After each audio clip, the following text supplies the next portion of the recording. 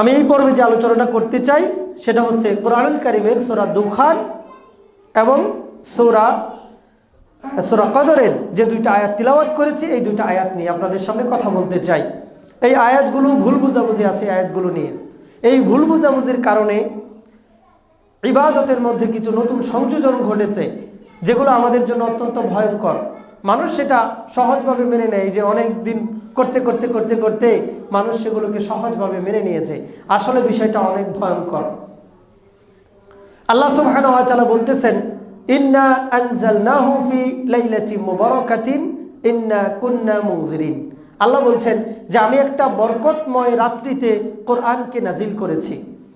এই বরকতময় রাত্রিটা কোনটা, এটা নিয়ে দুই ধরনের তাফসির পাওয়া যায়, দুই ধরনের তাফসির তৈরি হয়েছে। কোরআনের তাফসিরকে যদি আপনি বুঝতে চান তাহলে সবার আগে কোরআন দিয়ে কোরআনের তাফসির করতে হবে। আত-তাফসিরু কোরআন বিল কোরআন, এরপরে আত-তাফসির বিল হাদিস। প্রথমে কোরআনকে বুঝতে হবে কোরআন দিয়ে, এরপরে কোরআনকে বুঝতে হবে হাদিস দিয়ে। এরপরেও যদি আপনার বুঝে না আসে তাহলে আমাদের ইসলামের বিশেষজ্ঞ যারা ছিলেন সালফে সালেহিনদের মধ্য থেকে তাদের বুঝ আমাদেরকে গ্রহণ করতে হবে। কিন্তু আমরা কি করলাম, আমাদের একদল কি করলো, তারা কোরআনকে নিজেদের মতো করে ব্যাখ্যা করতে শুরু করলো, নিজেদের মতো ব্যাখ্যা। তো এখানে বলা হয়েছে ইন্না আনজালনাহু ফি লাইলাতিন মুবারাকাতিন, আমি একটা বরকতময় রাত্রিতে কোরআন নাজিল করেছি। এই বরকতময় রাত্রিটা কোনটা? একদল লোক বলতে শুরু করলো এই বরকতময় রাত্রিটা হচ্ছে শাবান মাসের মধ্য রজনী। দেখেন ভুল ক্যালকুলেশনটা কোথায়, ভুল হিসাবটা কোথায়।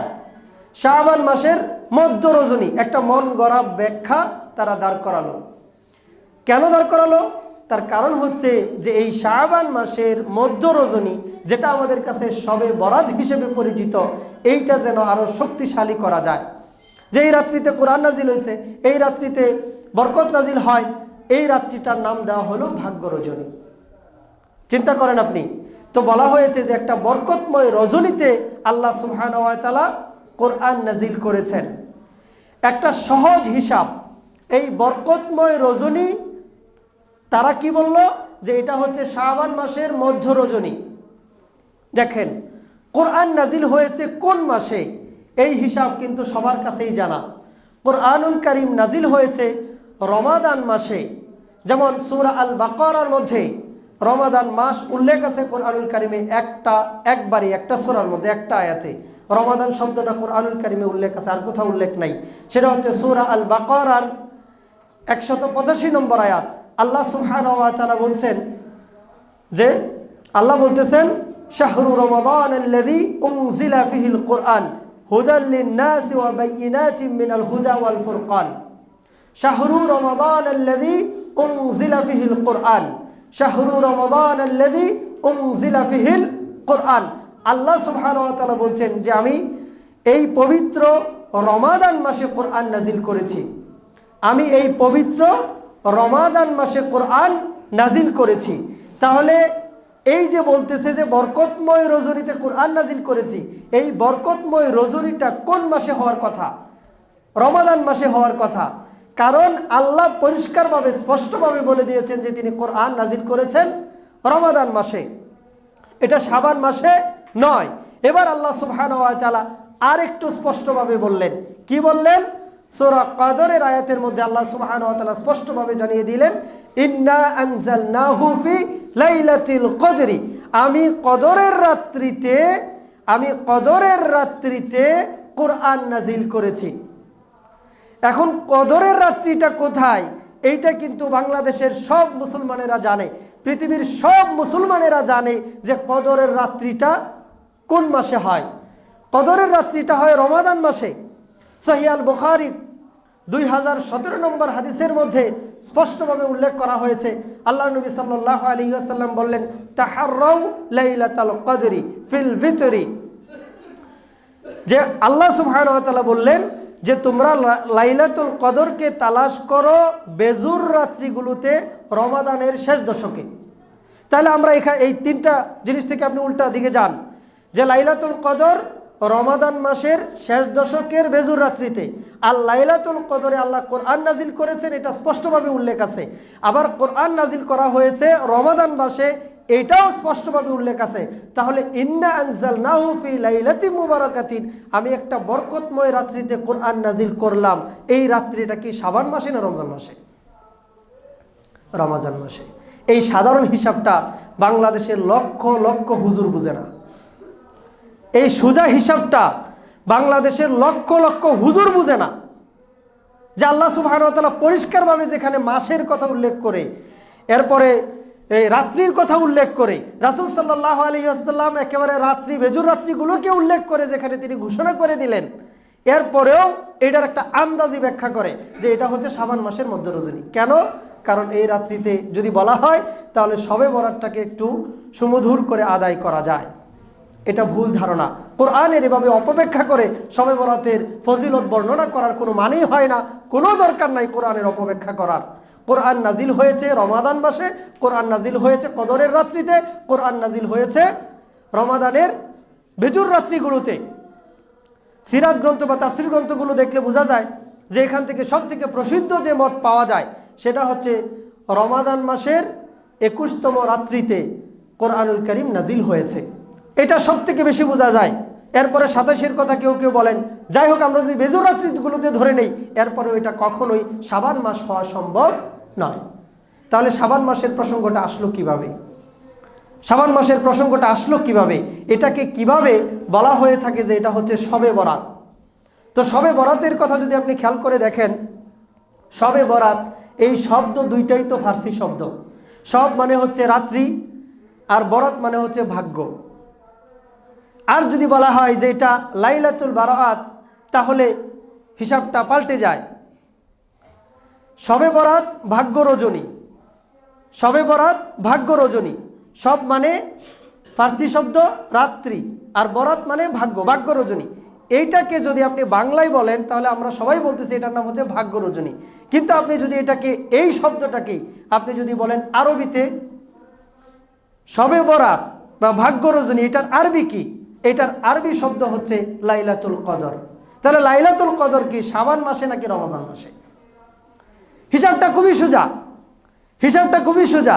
তারপরেও মানুষ বুঝতে চায় না। আপনি যেটাকে বলতেছেন বাংলায় ভাগ্য রজনী, ফার্সিতে বলতেছেন শবে বরাত, এই কথাটাই যদি আরবিয়ানরা ব্যবহার করে, আরবি ভাষাভাষীরা ব্যবহার করে, তাহলে এটাকে বলবে লাইলাতুল কদর, লাইলাতুল কদরি। তো লাইলাতুল কদর যদি হয়, লাইলাতুল কদর যে কোন মাসে হয় এটা পৃথিবীর সবাই জানা, এরপরেও বলবে যে ভাগ্য রজনী হচ্ছে শাবান মাসে। ইন্না লিল্লাহ। বুঝে আসে না মানুষের।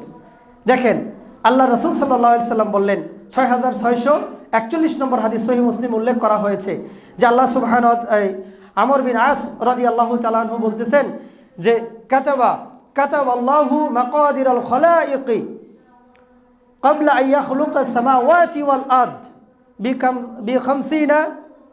বিখামসিনা আলফ সানা। আল্লাহ রাসূল সাল্লাল্লাহু আলাইহি ওয়াসাল্লাম বলতেন যে আল্লাহ সুবহানাহু ওয়া তাআলা এই পৃথিবী সৃষ্টির, এই আকাশ জমিন সৃষ্টির আরো 50,000 বছর পূর্বে ভাগ্যকে তিনি নির্ধারণ করেছেন। কাতাবাল্লাহু মাকাদিরাল খলাইক, আল্লাহ তাআলা সৃষ্টি জগতের ভাগ্য, প্রতিটা প্রাণীর ভাগ্য নির্ধারণ করেছেন পৃথিবী সৃষ্টির, আকাশ জমিন সৃষ্টির আরো 50,000 বছর পূর্বে। তাহলে এটা ভাগ্য রজনী হবে কিভাবে? এটা একটা সেন্সে হতে পারে যে লাইলাতুল কদর যেটা, যে আমরা এই রাত্রিতে গুনাহ মাফের একটা সুযোগ আমাদের রয়েছে, এই হিসাবে হতে পারে। কিন্তু ভাগ্যের বন্টন এই শাবান মাসে হয়, এটা কখনোই হওয়া সম্ভব নয়। অতএব নামের দিক থেকেও এটাও ভুল, আর কোরআনের আয়াতের যে ব্যাখ্যা করা হচ্ছে এটাও ডাইরেক্ট ভুল। এটা যে কেউ হিসাব মেলালেই সহজে হয়ে যাবে, সবাই এটা বুঝতে পারবেন। আলেম, নন আলেম, জেনারেল সবাই এই হিসাবটা সহজেই বুঝতে পারবেন, খুবই সহজ হিসাব। তাহলে এটা আসলো কিভাবে? হাদিসের মধ্যে যে শব্দটা ব্যবহার করা হয়েছে সেটা হচ্ছে ফি নিসফি মিন শাবান, ইযা কানাত লাইলাতুন নিসফি মিন শাবান। আলী রাদিয়াল্লাহু তাআলা নূর থেকে একটা হাদিস বর্ণনা করা হয়েছে, ইবনে মাজাহ 1388 নম্বর হাদিস। বলা হয়েছে ইযা কানাত লাইলাতুন নিসফি মিন শাবান, যখন শাবান মাসের মধ্য রজনী আসে। এখন শাবান মাসের মধ্য রজনী আর এটার নাম দেওয়া ভাগ্য রজনী, দুইটা কিন্তু এক জিনিস নয়। শাবান মাসের মধ্য রজনী আর এটার অনুবাদ করা ভাগ্য রজনী, এটা এক জিনিস নয়। তাহলে এই রাত্রির ফজিলতটা কি? কেউ আছেন যে ঢালাওভাবে এটাকে অস্বীকার করেন যে না, এই রাত্রি বলতে আসলে কিছু নাই, এটার মধ্যে কিচ্ছু হবে না, ইত্যাদি ইত্যাদি। এটাও যেমন ঠিক না, এই রাত্রিতে কেউ যদি ইবাদত করে এগুলো আল্লাহর কাছে গ্রহণযোগ্য হবে না, কারণ এগুলো সবগুলো হবে বানোয়াট, সবগুলো বানোয়াট পদ্ধতি। সঠিক মেসেজটা কি আমাদেরকে নিতে হবে। আল্লাহ রাসূল সাল্লাল্লাহু আলাইহি ওয়াসাল্লাম বললেন, এটাও ইবনে মাজার 1390 নম্বর হাদিসে উল্লেখ করা হয়েছে। আবু মুসা আশআরী রাদিয়াল্লাহু তাআলা আনহু তিনি বলতেছেন, আবু মুসা আশআরী রাদিয়াল্লাহু তাআলা আনহু তিনি এই হাদিসটাকে বর্ণনা করছেন যে এই রাত্রিতে, এই যে শাবান মাসের মধ্য রজনী যেটা, এই রাত্রিতে আল্লাহ সুবহানাহু ওয়া তাআলা সবাইকে ক্ষমা করে দেন, সবাইকে ক্ষমা করে দেন, শুধুমাত্র দুই ক্যাটাগরির ব্যক্তি ছাড়া। একটা হচ্ছে মুশরিক, আরেকটা হচ্ছে মুশাহিনিন, যারা আল্লাহর সাথে শরিক করে আর যারা অন্তরের মধ্যে হিংসাকে রেখে দেয়, হিংসা যারা করে, এই দুই ক্যাটাগরির ব্যক্তি ছাড়া আল্লাহ সবাইকে ক্ষমা করে দিবেন। তাহলে আমাদের কাজ হচ্ছে শিরক থেকে মুক্ত থাকা, আমাদের কাজ হচ্ছে হিংসা থেকে মুক্ত থাকা। দেখেন 1389 নম্বর হাদিস ইবনে মাজাতে আসছে, আয়েশা রাদিয়াল্লাহু তাআলা আনহা থেকে একটা ফজিলতের কথা বর্ণনা করা হয়। যদি ওই ফজিলতটা এইভাবে বর্ণনা করলে আরো অনেকগুলো সহিহ হাদিসের বিরুদ্ধে যায়। যেমন বর্ণনা করে যে আয়েশা রাদিয়াল্লাহু তাআলা আনহা বলতেছেন যে এই শাবান মাসের মধ্য রজনীতে আল্লাহ তাআলা সপ্তম আসমানে নেমে আসেন, নিচের আসমানে নেমে আসেন এবং তিনি ঘোষণা করেন যে কে আসো আমার কাছে ক্ষমা চাও, ক্ষমা করব, কে কি চাইবে আমি তাকে দিয়ে দিব। এইটাই হাদিসের মধ্যে উল্লেখ আছে শাবান মাসের মধ্য রজনীতে। আবার সহিহ আল বুখারী 1145 নম্বর হাদিসের মধ্যে উল্লেখ করা হয়েছে, আল্লাহর নবী সাল্লাল্লাহু আলাইহি ওয়াসাল্লাম বলতেছেন যে আল্লাহ সুবহানাহু ওয়া তাআলা প্রত্যেক রাত্রিতেই, আল্লাহ সুবহানাহু ওয়া তাআলা প্রতি রাত্রিতেই যখন 1/3 বাকি থাকে তখন তিনি নিচের আসমানে নেমে আসেন এবং তিনি বলেন কে ক্ষমা চাও ক্ষমা করে দিব, কে আমার কাছে সাহায্য চাও সাহায্য করব, কে কি চাও আমি তোমাদেরকে দিয়ে দিব। এখন বুখারীর হাদিস বলছে যে তিনি প্রতি রাত্রিতে আসেন, আর ইবনে মাজার হাদিস বলছে যে হাদিসটা মোটামুটি সব আলেমরা একমত যে এটা দুর্বল হাদিস। ওই হাদিসের মধ্যে বলা হচ্ছে যে শাবান মাসের মধ্য রজনীতে আমরা আমাদের নিজেদেরকে ঠকালাম।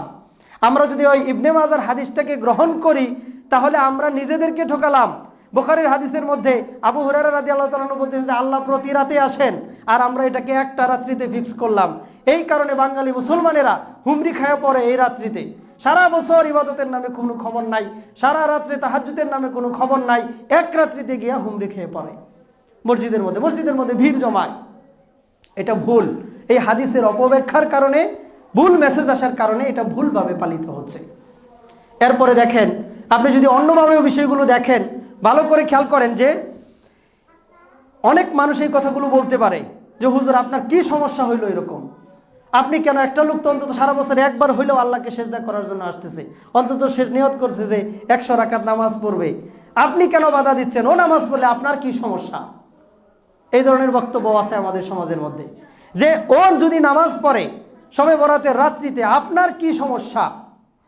শবে বরাতের রাত্রিতে নামাজ পড়লে আমার কোনো সমস্যা নাই, সমস্যা হবে যারা এটার প্রচলন করেছে ওই সমস্ত ব্যক্তিদের। কি হবে দেখেন, সহিহ আল বুখারী 7280 নম্বর হাদিসের মধ্যে আল্লাহর রাসূল সাল্লাল্লাহু আলাইহি ওয়াসাল্লাম বলতেছেন, আবু হুরায়রা রাদিয়াল্লাহু তাআলা হাদিসটা বর্ণনা করেছেন, কুল্লু উম্মতি ইয়াদখুলুনাল জান্নাতা ইল্লা মান আবা, আমার উম্মতের মধ্যে সবাই জান্নাতে প্রবেশ করবে, ইল্লা মান আবা, কিন্তু যারা জান্নাতে যেতে অস্বীকার করে এমন ব্যক্তিরা জান্নাতে প্রবেশ করবে না।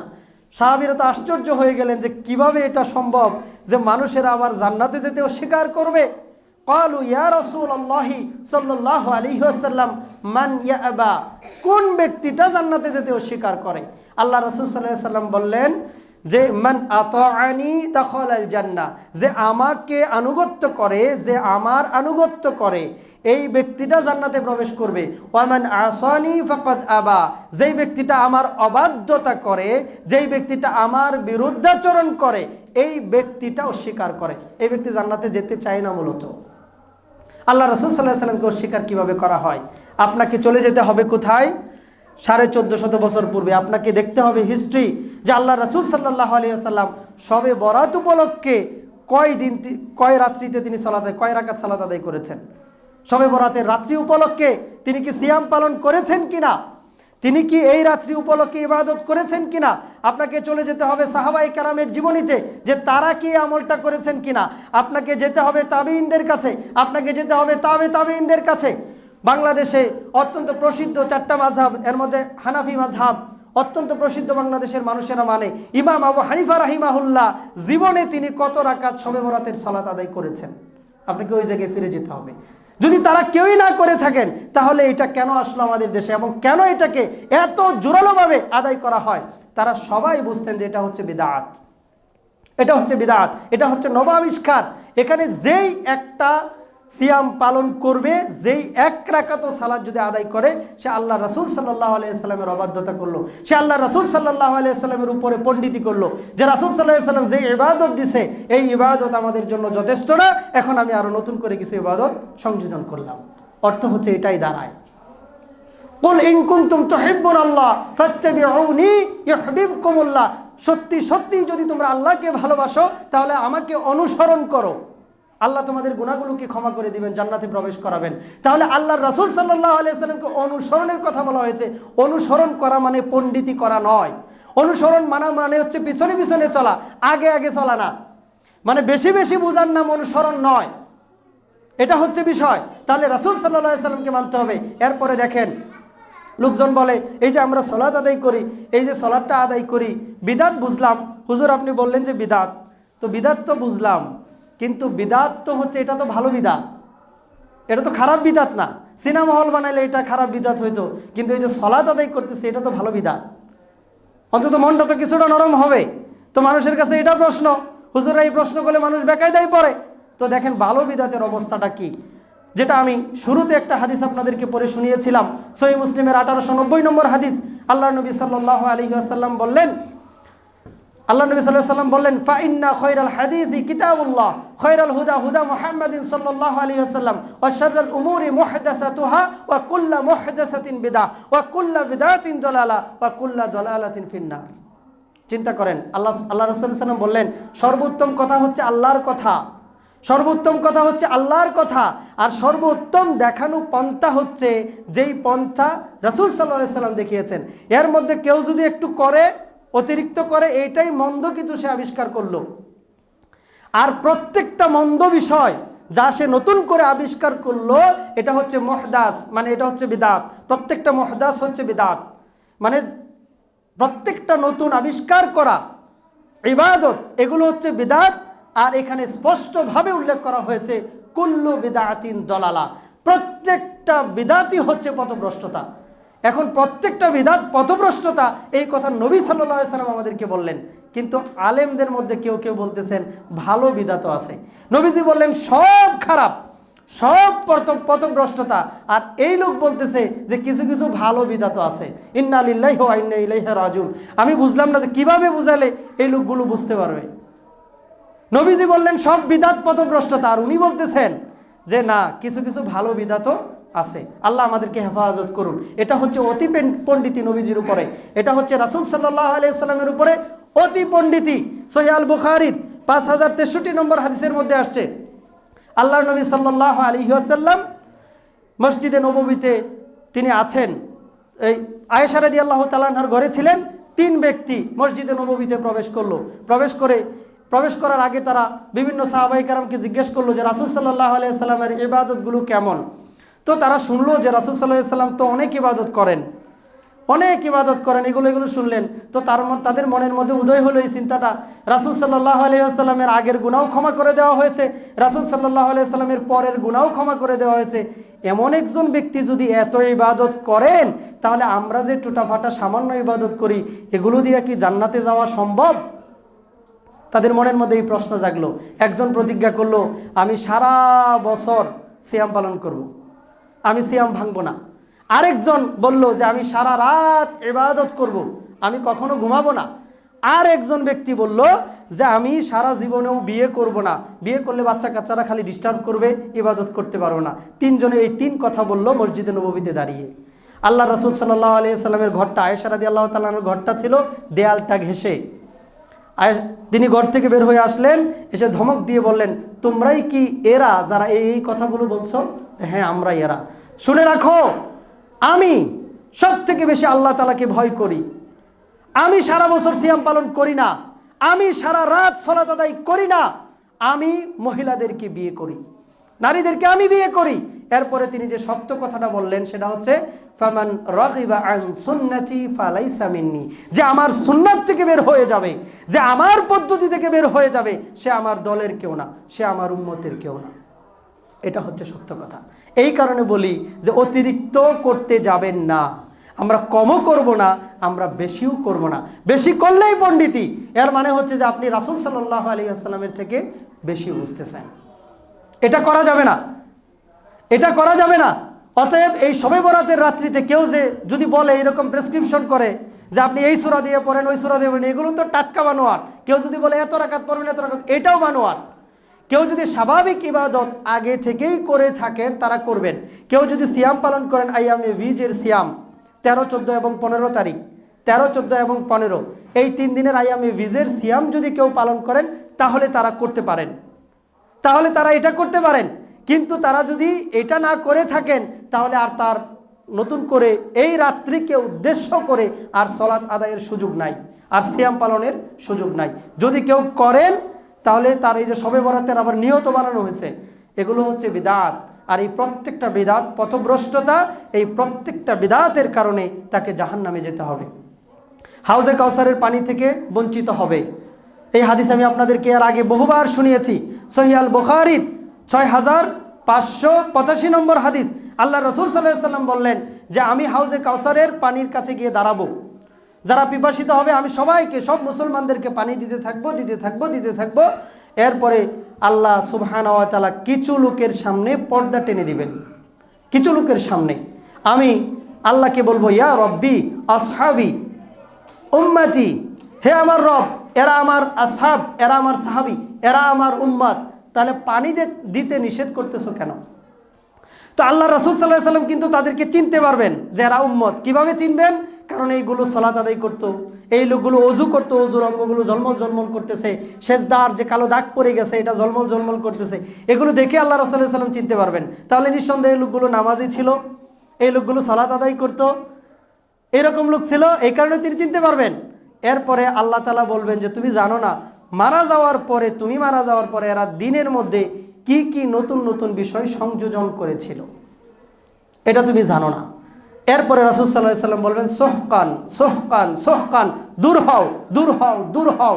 এই কঠিন ভয়াবহ 50,000 বছরের মাঠ যেখানে জিহ্বাটা বের হয়ে আসতে থাকবে, এই পিপাসিত অবস্থায় এই মুসলমানগুলোর জবাব দিতে হবে।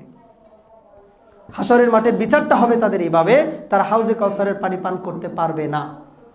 এটা হচ্ছে শাস্তি। এখন আপনি দেখেন 2 রাকাত নফল নামাজ পড়ে আপনি কি করবেন? ফজরের নামাজ পড়ার নামে খবর নাই, জোহর পড়ার খবর নাই, কোনো ফরজ সালাত ওয়াজিব টজিব কিচ্ছু করে না। এই শবে বরাতের রাত্রিতে হুমরি গায়ে পড়ে এবং অনেক ফজিলতের কথা বর্ণনা করে।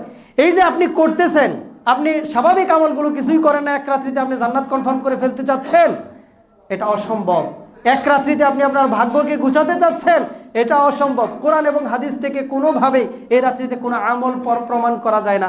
শুধু 2টা বিষয়, একটা হচ্ছে হিংসা থেকে বেঁচে থাকতে হবে, আর একটা হচ্ছে শিরক থেকে বেঁচে থাকতে হবে। এইটাই হচ্ছে এই রাত্রির আমল। তারা বলে, আয়েশা রাদিয়াল্লাহু তাআলা আনহা থেকে হাদিস বর্ণনা করে, কিন্তু হাদিসের সবটা অংশ বলে না, হাদিসের সবটা অংশ বলে না। দেখেন হাদিসের মধ্যে আসছে আয়েশা রাদিয়াল্লাহু তাআলা আনহা মুহাম্মদ সাল্লাল্লাহু আলাইহি ওয়াসাল্লামকে খুঁজতেছেন, ইবনে মাজার হাদিস, মুহাম্মদ সাল্লাল্লাহু আলাইহি ওয়াসাল্লামকে খুঁজতেছেন এই রাত্রিতে। তো মুহাম্মদ সাল্লাল্লাহু আলাইহি ওয়াসাল্লাম তার ঘর থেকে উঠে গিয়ে তিনি কবরস্থানে গিয়ে কবরবাসীদের জন্য দোয়া করতেছেন। তো আয়েশা রাদিয়াল্লাহু তাআলা আনহা গেলেন পিছনে পিছনে, এরপরে বলতেছেন যে তুমি কি ভাবছো যে আমি তোমাদেরকে বঞ্চিত করতেছি বা অন্য কোনো স্ত্রীর ঘরে চলে গেছি, এইরকমটা কি তুমি ধারণা করতেছো? বলছে, না ইয়া রাসূলুল্লাহ, আমি ভাবলাম যে আপনি কোথায় চলে গেলেন। তো দেখেন আল্লাহ রাসূল সাল্লাল্লাহু আলাইহি ওয়াসাল্লাম কি জানতেন না যে এই রাত্রিটা অনেক বরকতময়? তাহলে এই রাত্রিতে আমার স্ত্রীদেরকে আমি জাগিয়ে দিব, এই রাত্রিতে আমি আমার উম্মতদেরকে বলবো যে তোমরা বেশি বেশি করে ইবাদত করো। তিনি চুপি চুপি কবরে গেলেন, কবরবাসীদের জন্য তিনি দোয়া করলেন, কিন্তু সালাত আদায়ের ব্যাপারে কাউকে কোনো কিছু বললেন না। দেখেন বিষয়গুলো কিভাবে আসছে। তাহলে এখান থেকে তো বোঝা যাওয়ার কথা যে আসলে এই রাত্রিতে কোনো আমল নাই। আপনি সর্বোচ্চ যদি যুক্ত করতে চান তাহলে এই আমলটা যুক্ত করতে পারেন যে এই রাত্রিতে দোয়া করলেন, বাস এতটুকুই, এর বেশি না। এই তিনটা জিনিস মোটামুটি পাওয়া যায় আর কি। তাও সর্বসম্মতিক্রমে হাদিসটা হাসান পর্যায়ে পৌঁছেছে, সহি মানে পৌঁছাতে পারেনি। আল্লাহ সুবহানাহু ওয়া তাআলা আমাদেরকে বুঝদান করুন, আল্লাহুম্মা আমিন।